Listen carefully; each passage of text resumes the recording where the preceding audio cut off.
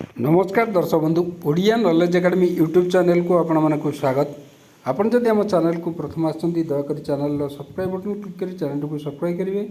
वीडियोटी भल लगे निश्चय वीडियोटी को लाइक करेंगे, कमेंट करेंगे, शेयर करेंगे भूलें जहाँद्वारा आप प्रतिदिन नुआ नुआ अपडेट पाइपर।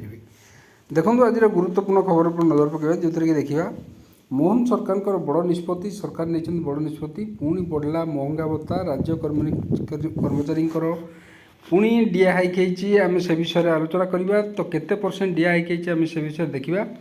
दयाकोरी वीडियोटी को शेष पर्यटन देखिए जहाँद्वारा आप संपूर्ण खबर विषय जानीपर। तो आपड़ ये देखिपे government of Odisha finance department तरफ ऑफिशियल मेमोरांडम गोटे आसी जोटा कि 20/7/2026 रिलीज ऑफ डेएनएस अलाउंसेस @5%। ताले 5% डेएनएस अलाउंसेस बढ़ाई। एनहांसिंग एक्जिस्टिंग रेट जो था 257% रु 262% कराई। इफेक्ट केबे लागू हम 1/1/2026 in favour of state government employee drawing pre revise scale जो मैंने 2008 पे स्केल अनुसार दरमा पाँच अर्थात षष्ठ वेतन कमिशन अनुसार दरमा पाँच। तो से बर्तमान 5% एनहांस करा डीए जोटा कि 257 रु 262% कराई।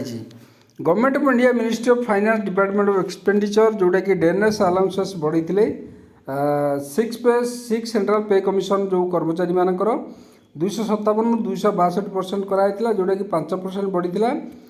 से हिसाब से ओडिशा सरकार ना considering overall financial resources fiscal target stipulated under fiscal responsibility budget management act अनुसार स्टेट गवर्नमेंट कौन कर राज्य सरकार मध्य वर्तमान एडिशनल डोज जोड़ा अच्छी 5% डीए हाइक कर जोटा कि 257 रु 262% होती with the basic pay grade pay taken together जोटा कि 1/1/2026 रु आपण लागू हम स्टेट गवर्नमेंट एम्प्लॉई जो मैंने कि ओआरएसपी रूल 2008 अर्थात षष्ठ वेतन कमिशन अनुसार दरमा पाँच।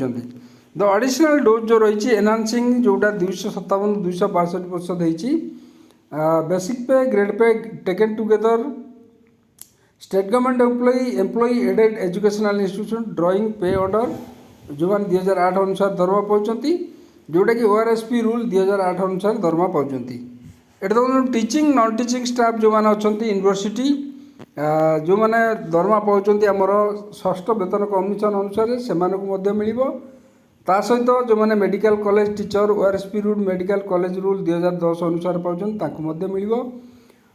सबऑर्डिनेट जुडिशियल ऑफिसर जो मैंने लॉ डिपार्टमेंट मेमोरांडम 2/8/2010 अनुसार पाँच मिल। Work charge employee drawing regular pay scale जो मैंने षष्ठ वेतन अनुसार दरमा पाँच डीआर सुविधा मिल। Job contract worker consolidated settlement organisation जो मैंने अच्छा से रेगुलर स्केल ऑफ पेयर दरमा पाँच से मिल। State government employee who are in service जो मैंने 1 जुलाई 2025 drawing pay revise ORSP rule 2008 अनुसार दरमा पाँच एवं but have cease to in service at time of sanction of this enhance DA प्रदान करा जिवो।